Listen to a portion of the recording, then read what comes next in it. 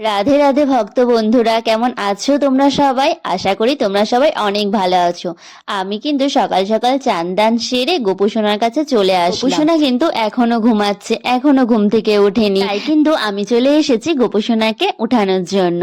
এখন গোপুসোনাকে কিন্তু ঘন্টা বাজায় আদর করে যত্ন করে ঘুম থেকে তুলতে লাগবে। সকালে উঠার পর কয়েকটি নির্দিষ্ট কাজের উল্লেখ পাওয়া যায়, এর মধ্যে অন্যতম হলো মন্ত্র জপ করা। শাস্ত্রের মতে সকালবেলা উঠে নির্দিষ্ট মন্ত্র জপ করলে সৌভাগ্যের দ্বার খুলে যায়। আমরা প্রত্যেকে সুখে স্বাচ্ছন্দ্যে জীবনযাপন করার কামনা করি।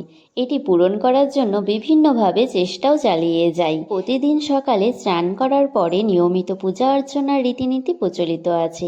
এই সময় যে কোনো দেবদেবতার মন্ত্র জপ করলে মনে শান্তি লাভ হয়।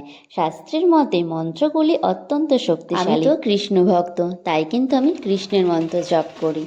কৃষ্ণকে উঠিয়ে আমি কিন্তু চলে আসলাম ফুল বাগানে ফুল তোলার জন্য। গাছ ভর্তি কিন্তু ফুলে, কিন্তু আমি অনেক ফুল তুলে নিয়েছি। গাছে এত ফুল ফুটেছে, সব ফুল আমি তুলে নিয়ে এসেছি গোপুসোনার জন্য। ফুল এনে কিন্তু গোপুসোনার চানের জলটা আমি একটু গরম বসিয়ে দিয়েছিলাম, কারণ এত ঠান্ডা জলে তো গোপুসোনা চান করতে পারবে না। তার জন্য ঠান্ডা জল মিশিয়ে কিন্তু হালকা করে নিলাম জলটা।